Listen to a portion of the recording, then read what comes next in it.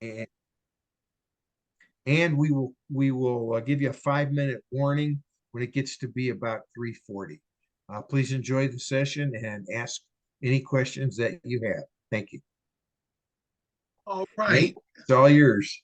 Yeah, well, good afternoon, everybody. Number one, I just want to say I'm very pleased to be here with you. I'm in Columbus, Ohio. I'm sitting in my hotel room, just excited to share this information with you. Um, More people are coming in the waiting room. Joe, are you able to admit people? Oh yeah, I've been popping them in. Okay, please. All right, thank you. Folks, what we're going to talk about today is a subject very near and dear to me.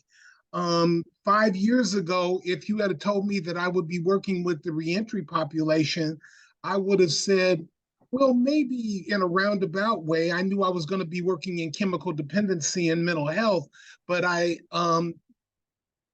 was able to land a job where part of my responsibilities is working with our recidivism prevention program called Circle for Recovery Ohio. And I've gotten a chance to do a lot of work with a lot of very interesting men and women who are returning from incarceration. And that's what inspired me when I saw the request for proposals for workshops. That's the first thing I thought of because I'm dealing with some people right in the center of this right now. And if you look on your screen, if you see that picture, and that's a busy urban intersection, and there's some interesting components to an intersection. There's a lot of people needing to handle their individual tasks and get what they need done, but they have to negotiate through opposing traffic, a busy day, lots of different things that can present a barrier for them being successful. That's why I use this picture because it made me number one, I love New York City, and number two, just so many of the people that I work with have to deal with this intersection of the community, addiction, prevention, and their own reentry. And so that's what gave me the idea. A little bit about me. I work for UMADAOP of Cincinnati. We're a full service outpatient addiction treatment and mental health, behavioral health agency. We also do a lot of prevention work in schools, drug abuse prevention with teens and adults. So again, I'm very, very pleased to be here. And I'm a licensed social worker, master of social work, University of Cincinnati. And I'm also a licensed chemical dependency counselor 3 with a gambling certification. So that's a little bit about me. Let's go ahead and get started. 2 million people, okay? That's a whole lot of people to shake a stick at, as my grandfather would say. 2 million people. The US prison system holds over 2 million people in various types of correctional facilities like state and federal prisons, local jails, juvenile centers, immigration detention centers, and military prisons. That's part of that's our jail complex. There's several different places you can end up, but you're one of 2 million people. This number accounts for about 25% of the world's prison population, while the US population makes up only 5% of the global population. So what does that say about our society? We we may have a lock them up and throw away the key mentality, or we may have structures in place that make it almost inevitable for some people to end up in the prison population. Now, again, we're only 5% of the world's population, but we incarcerate 1/4 of the people on Earth. So we got an incarceration problem in America. Okay, we got a crime problem, but we also have an incarceration problem. I had no problem finding plenty of pictures for this presentation. What does that tell you? It's all throughout our society. It's almost an expected thing that we would have a large prison population, just from how we set up laws, how we set up our society is set up. It's different tiers. And again, if you're on one of those lower rungs, you have a higher likelihood of ending up in the criminal justice system. And that comes from the U.S. Department of Justice. Now, Ohio, in many respects, is a leader in the nation as far as corrections.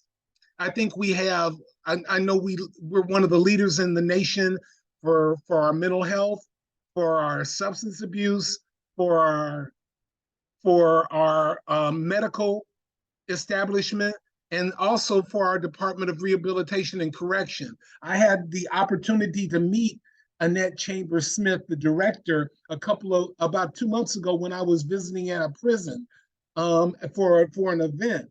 And she talked to us about her vision.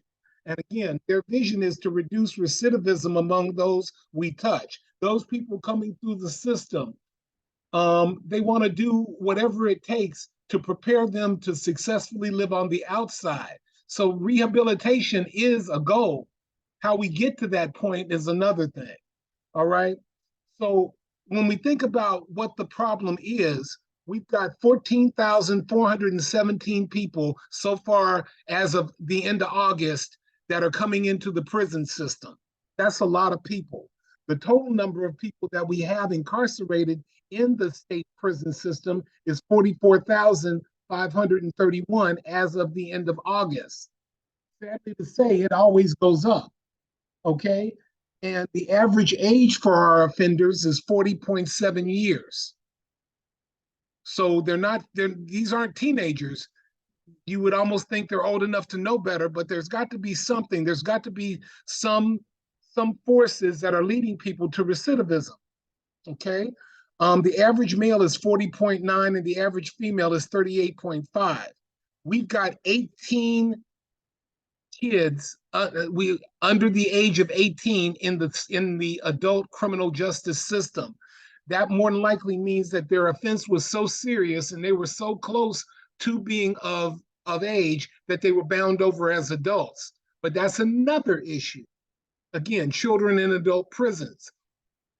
When I was looking at the statistics for last month, we had one female, but she must have been released because it's gone back down. But again, we've got 0.3% of our prison population is on death row. And I believe I'll have a fact and figure for that a little later.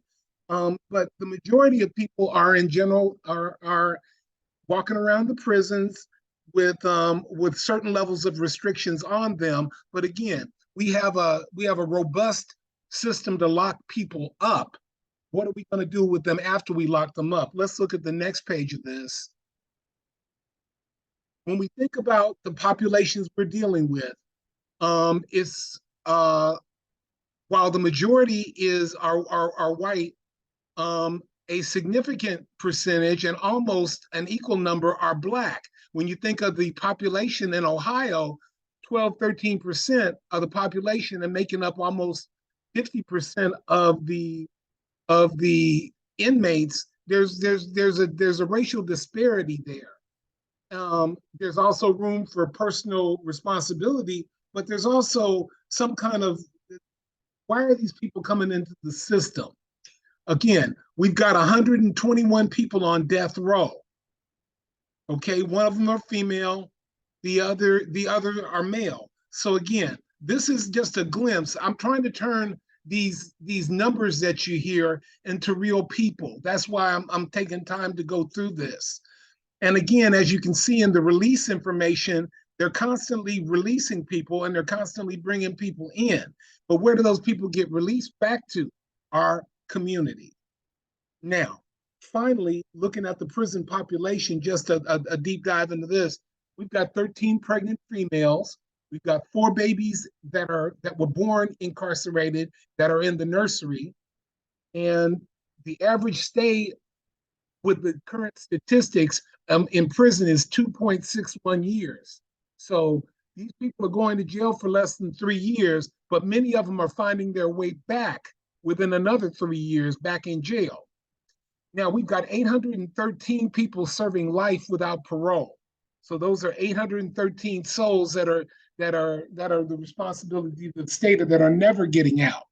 And finally, the highest number of people that we've ever had incarcerated in Ohio was in November of 2008, when we had almost over 51,000 people in the custody of the state.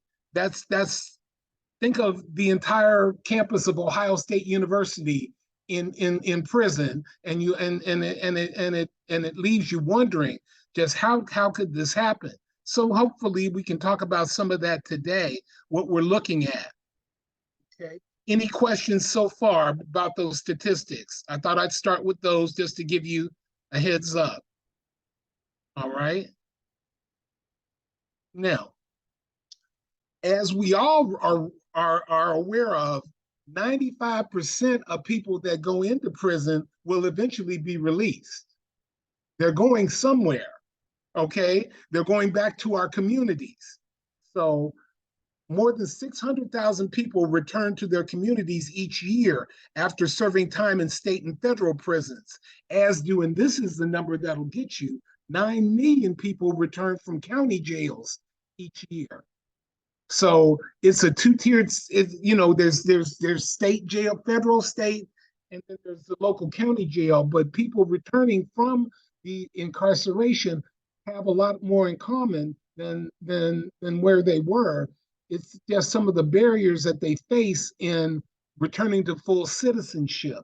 And you'll hear me say that a lot, but a person, as a clinical social worker, I realize that if a person has their needs met, housing, food, clothing, and a way to make a reasonably decent living, most people will take that. Not all, but most people will. So that's part of our game plan for our returning citizens. We have to find a way to enhance their lives, to reduce the potential impact of addiction, and criminality and lack of choices. So we have to make sure that 600,000 people coming back from federal and from state and federal prisons, and and we don't know what to do with the 9 million coming out of county jails. So we have some challenges, folks. We definitely have some challenges in front of us. Now, the American prison system has many problems that need to be addressed. They include racial bias. Again, there's a racial disparity in the criminal justice system. 13% of the population, almost 50% of the inmates in Ohio. So something's going on. But racial bias, increased risk of reincarceration, which is what the phenomenon we see, and also over-criminalization of drug use. I think it's been very clear that we've demonized the war on drugs, became a war on people. And instead of helping people get off drugs, we criminalized drug addiction. So there's nearly 50,000 federal, state, and local legal restrictions that make it difficult to reintegrate back into society. So we have these structural barriers by way of regulations, laws, policies that get in the way of us being welcoming and allowing that returning citizen to have the best chance of staying out of jail. Okay? Because that's what we have to do. We have to create an environment where they have a high likelihood of being successful rather than a high likelihood of failure. So that's what we're talking about. But again, our prison system, while we have an excellent one in Ohio, prisons in general leave a lot to be desired. Plus, there's a high cost to taxpayers. So it's something to think about. We got to think about this cost to our taxpayers. Okay? Because I'm a taxpayer.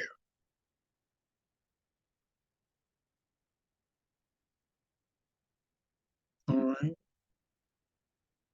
Now, roughly 40% of former federal prisons and more than 60% of state prisoners are rearrested within 3 years of release. Does anybody have any ideas why this happens? There's a lot of things that go into this. The reasons are 44% of individuals who left state prison were arrested at least once in their first year after release for anything from a jaywalking ticket to speeding. Within 9 years of release, 5 of 6 of those previously in state prison had been rearrested. So it begins to be a revolving door. And again, that's from the Department of Justice. Look at this revolving door. And I and that's in downtown Cincinnati, going into the county building. But again, it's a revolving door. People go in and out, in and out, in and out. And we've got to find a way to reduce that trend because we're wasting money. We're sending people back to jail and people are losing the most productive periods of their life sitting in a jail cell. We got to find a way to stop the revolving door.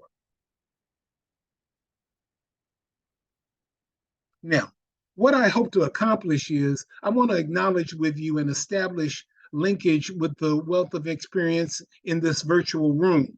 There are people in this virtual room with a lot more experience than I, maybe lived experience, some other things about incarceration, and everybody's opinion matters and we can all learn from each other. I'd like to query you for examples of how addictive behavior, thrill seeking, gambling, alcoholism, and other drug abuse, and other addictive behavior presented barriers in the helping process for citizens returning to the community.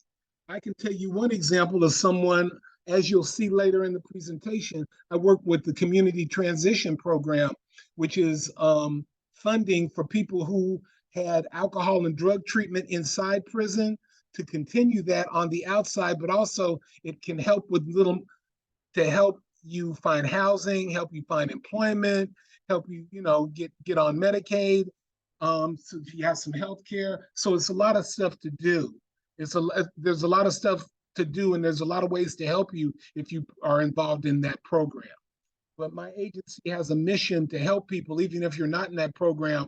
We're going to help you get a bus card. We're going to help you sign up for Medicaid. We're going to help you look for a job. That's part, even if it's funded or not funded, that's just part of the mission of my agency. Now, we have a division that does that. We also have a division that does prevention in school, alcohol and drug use prevention in school. So again, it's part of our mission. We want to define for some and redefine for others and compare and contrast the characteristics of some people returning to our cities and people with substance use disorder. And hopefully along the way, we'll think of some best practices on how to deal with people in this situation so we can talk about it, all right?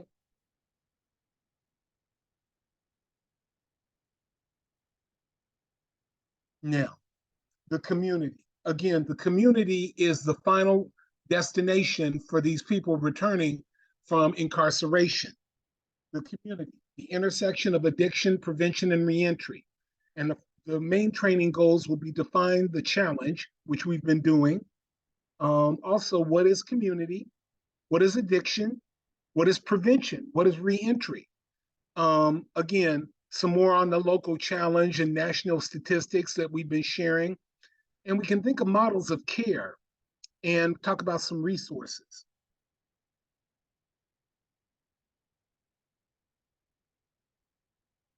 Okay, when we talk about community, community means a lot of things, but I think that the illustration of the lower of the two, that illustration of that hand being the trunk of the tree and connecting to all those leaves, which are other hands, again, I felt that was a real good depiction of what community should be. The strength of our elders, reaching out and supporting the strength of our youth, us all working together. A community is a social unit, a group of living things with commonality, such as place, norms, culture, religion, values, customs, or identity. Community may share a sense of place situated in a geographical area like a country, a village, a town, or neighborhood, or a virtual place through communication platforms like we're on now. We're a community right now. We're a virtual community, but we're a community nonetheless. So again, be aware of that that community is a big part of this. Whatever you define your communities, and if you listen to that definition, you're part of several communities. You may not even have realized it. But again, we're part of one now, and we're sharing our ideas. Now, when we think about addiction, to define addiction, we have to call it a chronic relapsing disorder. The American Society of Addiction Medicine, ASAM, defines addiction as a primary chronic disease of brain reward, motivation, memory, and related circuitry. Substance-induced disorders are a subgroup of the substance-related disorders comprising a variety of behavioral or psychological anomalies resulting from ingestion of or exposure to a drug of abuse, medication, or toxin. So again, it's a chronic relapsing disorder. We're going to hear that again and again. Again, an addiction is a chronic dysfunction of the brain system that involves reward, motivation, and memory. There we go with those three words again. It's about the way your body craves the substance or behavior, especially if it causes a compulsive or obsessive pursuit of reward, benefit, euphoria, payback for doing it, and lack of concern over the consequences. That's from healthline.com. Again, we see this guy, he could be smoking a lot. He could be smoking a cigarette, but he's more likely smoking some kind of drug mixed in with the tobacco or the marijuana. Now, according to the Substance Abuse and Mental Health Services Administration, addiction is a chronic, again, relapsing disorder characterized by compulsive drug seeking, continued use despite harmful consequences, and long-lasting changes in the brain. It is considered both a complex brain disorder and a mental illness. Therefore, I work for a behavioral science agency. We do substance abuse, and it is both a brain disorder and if there's physical aspects to it. Addiction is nothing to play with. It can be, it's a biopsychosocial issue. Biological, you'll have a physical dependence on it. Psycho, you'll have an emotional dependence on it. And socially, it'll impact all your relationships. But it's a complex brain disorder. And again, the National Institute on Drug Abuse defines addiction is defined as a chronic, again, relapsing disorder characterized by compulsive drug seeking, continued use despite harmful consequences, and in long-lasting changes in the brain. It is considered both a complex brain disorder and a mental illness. Addiction is the most severe form of a full spectrum of substance use disorders and is a medical illness caused by repeated misuse of a substance or substances. Again, that's from the National Institute on Drug Abuse.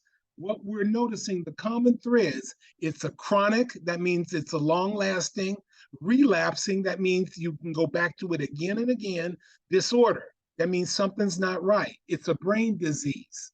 Okay, I just wanted to hammer that home with those four definitions because they make sense.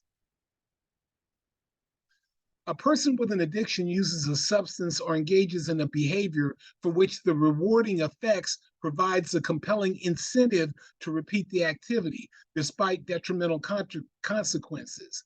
Addiction may involve the use of substances such as alcohol, inhalants, opioids, cocaine, or nicotine, or behaviors such as gambling and overeating. Now, when we talk about prevention, and no, that second picture isn't me when I was younger. That's a little joke, okay.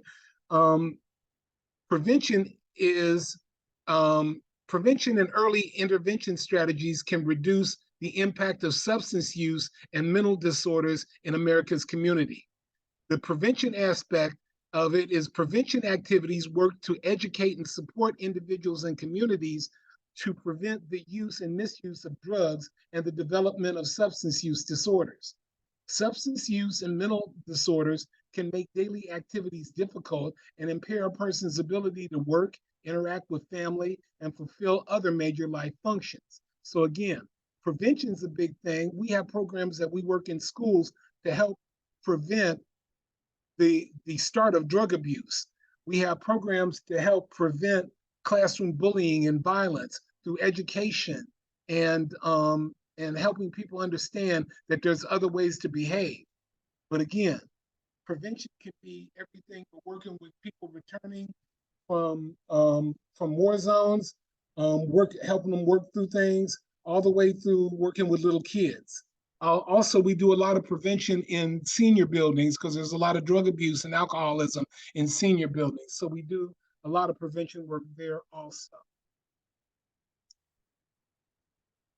Now, when we think of behavioral addictions, the first one that comes to my mind is gambling, but also overeating, overspending, sexual addiction. Look for physical and or psychological withdrawals for behavioral addictions, like again, overspending or gambling, sexual addiction, overeating. All these things are behavioral addictions. But again, they are all rewarded in the brain. Doing this also, it makes, away from my microphone. It makes it harder to walk away from it. I'm working with people with gambling disorder now, and believe me, walking away from gambling is as hard as walking away from heroin. Okay, for some people, and for other people, they once they make their mind up, they can do a lot of things. But again, we have to be very aware that behavioral addictions are a part of the problem too, because many people gamble in prison while incarcerated. Many people abuse drugs while incarcerated. Many people develop a lot of compulsive behaviors while they're there. And it can get in the way of them returning to full citizenship. So that's what we have to look at. But I wanted to make sure that I didn't glance over the behavioral addictions. Again, gambling, overeating, sexual addiction, overspending, just to name a few. Now, what is recovery? Recovery, when you recover, you get back to your family and everything's nice, everybody's happy. No. SAMHSA defines recovery as a process of change through which individuals improve their health and wellness, live self-directed lives, and strive to reach their full potential. Now let's unpack that. So recovery is when individuals work to improve their health and wellness. They live self-directed lives, not POs or people like me telling you what to do, and they strive to reach their full potential. Hope, the belief that those changes and conditions can be overcome, is the foundation of recovery. So that's what we have to remember. We should always strive to maintain hope in whatever we say to our clients, because because all is not lost. I tend to see the cup as half full, and I tend to be able to share that with people. The cup is half full.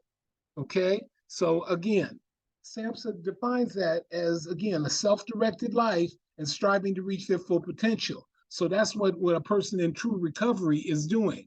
And I have some friends that are in NA, Narcotics Anonymous. He's got a good recovery and he's constantly striving. And I think that's really important that we realize that what we're trying to do, we want people to recover their lives. We want them to come back to full citizenship. So that includes having a job, a place to stay, and I believe in voting. So again, we want people to be restored to full citizenship and to recover completely. Now, what I was saying, we were talking about some pretty traumatic things, and I would be remiss if I didn't mention just an overview of trauma. This is a short one because so many of the clients that we're talking about are trauma are trauma affected, we have to be trauma informed in our response to them to, again, help reduce barriers. Anybody that's been in prison, I would suspect, has a reasonable amount of trauma. And most of the time it started well before prison. But again, anybody that's been in the prison system, I would suspect of having at least a moderate amount of trauma. According to the Substance Abuse and Mental Health Services Administration, trauma results from an event, series of events, or set of circumstances that is experienced by an individual as physically or emotionally harmful or life-threatening, and that has lasting adverse effects on the individual's functioning and mental, physical, social, emotional, or spiritual well-being. So that's what we're saying. Many of our clients, most of our clients, have been impacted by trauma starting at a young age.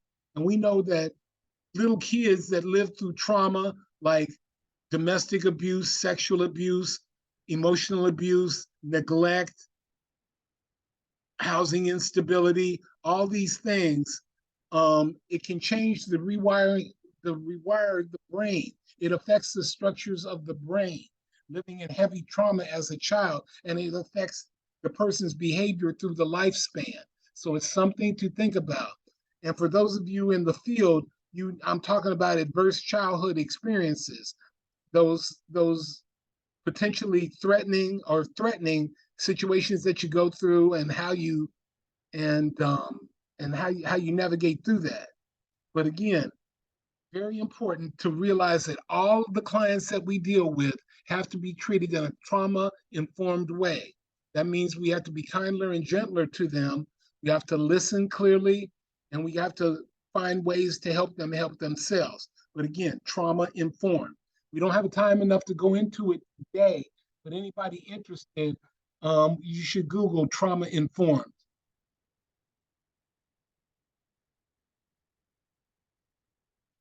Now, some of the characteristics of our population is that they're always taking risks. They're always seeking thrills. They're always seeking excitement. And that excitement gets them in trouble a lot. Okay?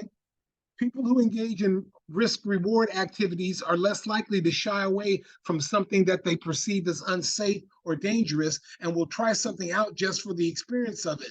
Increase in vulnerability to crime, committing crime, injury, just dumb stuff. Where you want to say to your client, "How did you break your arm?" or "What were you doing?" And you get these bizarre answers. But that's also part of the intersection. When they get out, they want to go buck wild, because they think that they've been locked up. But as long as they have somebody like being able to report to a social worker like me that I can help them do stuff, that can really help reduce a lot of that.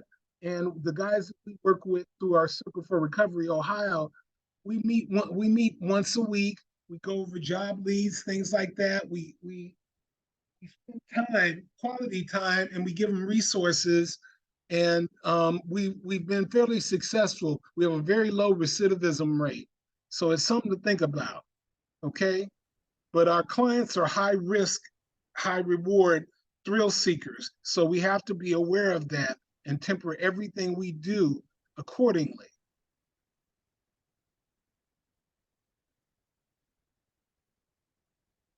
Yeah. The Community Transition Program. All of you advocates, I hope you can remember that this program name, the Community Transition Program. Many offenders in Ohio's prison have documented histories of drug and alcohol addiction and mental illness. Many of them also have a need for treatment. The Ohio Department of Mental Health and Addiction Services, OMAS, Bureau of Criminal Justice, has expanded community capacity to continue treatment services and provide access to recovery supports for people with mental illness and substance use disorders when they return to the community from Ohio's adult prison system. So the guys in my program, and girls, have had alcohol and drug treatment inside the prison, and they want to have a seamless transition out. There's some people that I hook them back up with mental health and substance abuse. Other people, they just need supportive counseling. Other people just need job leads, and because they're a real go-getter. They'll go out, and we've had a couple of people that had a job within 3 days of getting out of jail. So I admire that. But when we look at this, look at those two signs. The first one, drug abuse. All the things that go into drug abuse are in that word salad. It's addictive. There's a dependence. There's treatment. There's overdose. There's there's pills. There's all kind of risks you can take. And when you look down at the bottom one and look at the word salad for mental health, it's got some positive and negatives: optimism, positive, life, logic, think possible, attitude, psychology, mind, tasks, things like that. So again, we want to intercept people coming into Hamilton County, my agency. We're going to receive a referral from anybody that's in the community transition program. And if you're working with any current inmate that's currently locked up, ask them to talk to their case manager if they have an alcohol or drug problem, get into some treatment while you're there, and ask to be put into the community transition program. It's a really nice program, and it's really taken off. We help people do a lot of different things, especially toward getting housing and getting a job, getting health care. It's really, really worth it. So it's just something to think about. If you have somebody on the inside right now, suggest the community transition program that they get involved in, because I've got counterparts all over the country, and it's really, really important that you lay the groundwork, especially when you know you're coming out, that you have all the resources in the world there for you. It's tough out here. It is tough out here without resources. So again, this is just another resource for your tool bag. If you have somebody that's in prison now, have them talk to their case manager and see if they're eligible for the community transition program. Now, just to understand the components of this whole thing, because I had people ask me, they get parole and probation mixed up. Parole is a period of supervision prior to full release from the state correctional system. This is somebody that has been incarcerated at the state level, and then when they get out, there's a period of supervision called parole. Parole officers have a lot of power. They don't have to knock on the door. They can, although they do. Also, convicted felons not sent to prison are instead supervised in the community through probation and other community corrections alternatives. So again, people who didn't get sent off but got a break are on probation. And we see a lot of that. There's a lot of that in Hamilton County. And again, we want to give people a second chances. But what's scaring me is that people are blowing their second chances and then getting really deep into the system. So again, we want you to all realize the difference between parole and probation, which you can utilize both.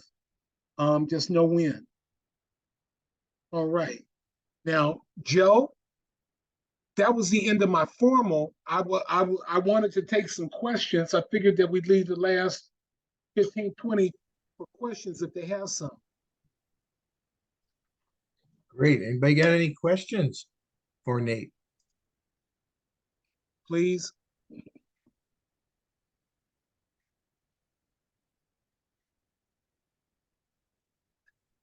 Well, if no questions are bubbling up, one of the things that people find interesting is that you can get those statistics from who's released each month from the Department of Rehabilitation and Correction. And you can get that information, and the more information you have, the better. About who's coming to your community. Also look into that community transition program. No matter where you live in the state, there's somebody that's doing that. And it's a very good opportunity if you've got people, especially if they struggle with alcohol and drugs on the outside, make sure they're getting some attention to that on the inside and this referral to the CTP program, because it can really help make a difference for people. So, you know, when you think about it, we have to hook people up with all the resources that are available.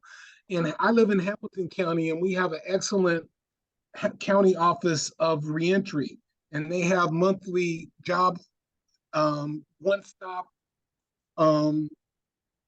resource fairs. We have what's called a 513 relief bus to get people into social services as quickly as possible. So you have to be able to refer people to these existing resources.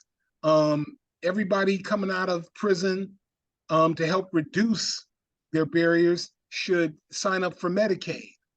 And with the things like that they're able to do, that if people don't know, they won't do it. Also, people need to trade in their prison ID for a state ID at no charge. But you only have 30 days to do that. So there's a lot of different things, ways we can help people. But the biggest thing is if people have had a documented history of addiction, to get them into supportive treatment, get them into NA or AA, whatever it takes for them to be okay. And that's what we do.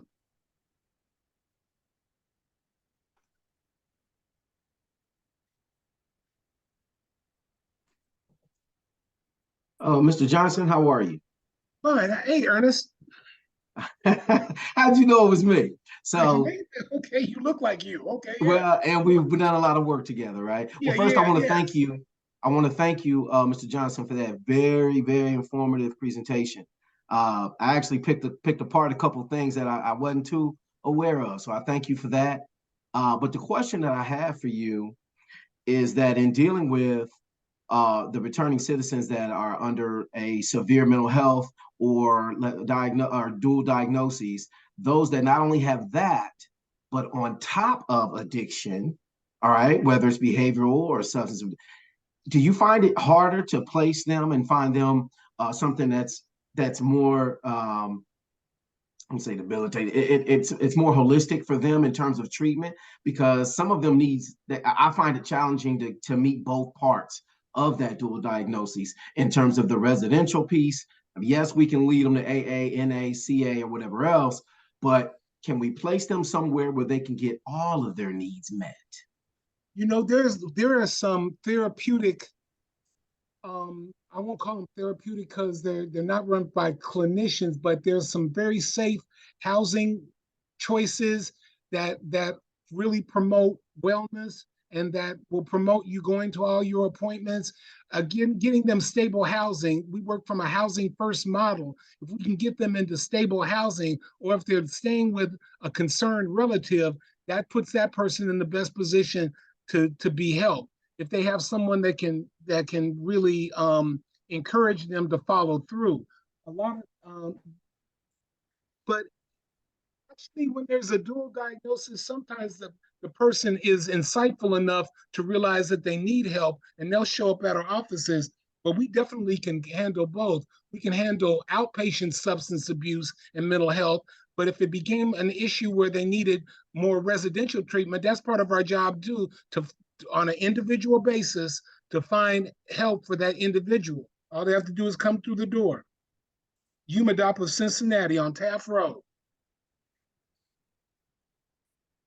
Hey, Nate, we've got a question from somebody that's asking, is there an equivalent program, CTP, for youth or juveniles in Ohio and or other states? No, there's not. And somebody needs to speak to their state representative. Because OMAS, Ohio Department of Mental Health and Addiction Services, really spearheaded this because they knew they didn't want people to fall through those cracks.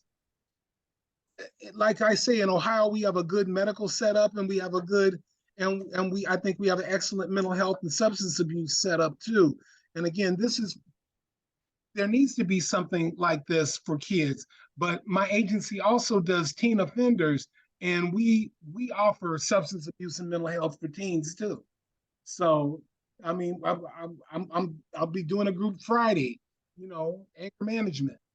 And so again, there's not a formal program for children, for teens, but there should be. Okay. We've got the model in place and we know it works. Okay. Any other questions that somebody has for Nate and for all the work that he does? All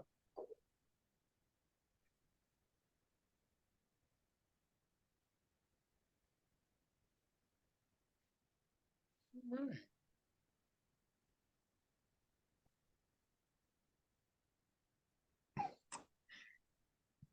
Nate, you must have explained it exceptionally well. Okay, I hope I You did. Got no questions. So that's pretty good. I mean, So what do we any do with questions 12 open? minutes? Yeah, we'll just leave questions open. What do we do with our 12 minutes? That's a good question. We could ask the participants questions. Yeah, let's ask them some questions. Yeah. What do you think of Powerball? Yeah. Okay.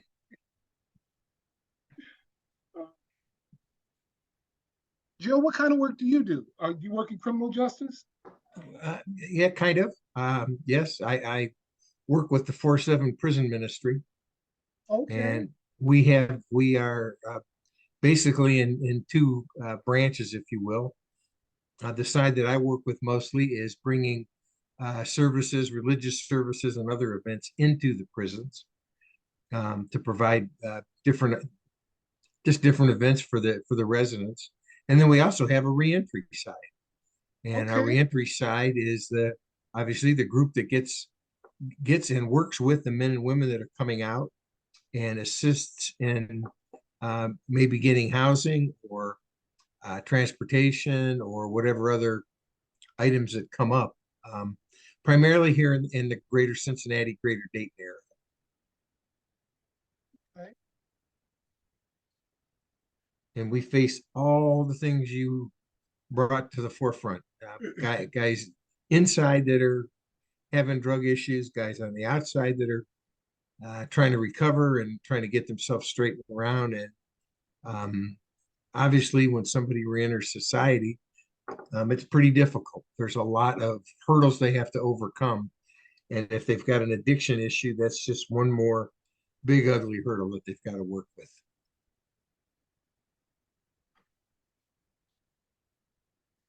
Okay, very good. Well, I suppose since we have no more questions, that we will then close the session down. Okay, very good. Nate, thank you so much for giving us your time. For all the folks that joined us today, we appreciate your participation in not only this particular session, but any of the other sessions that were held. And we hope we will see a great many of you tomorrow for our live sessions being held all around the state, basically. So we look forward to seeing everybody. Again, this recording will be sent out as a link sometime in the next week or two. Reba will be sending those out, so you will get a chance to look at that. Nate, can you share your PowerPoint that you showed? Yes. And how could I do that? Send it to you? Yeah, you can send it to me and I'll pass it on to Reba, and then we can Okay, get it very out good. to everybody that wants it. Right, right. Okay. Yeah, I've got Reba's address. Yeah, okay, yeah.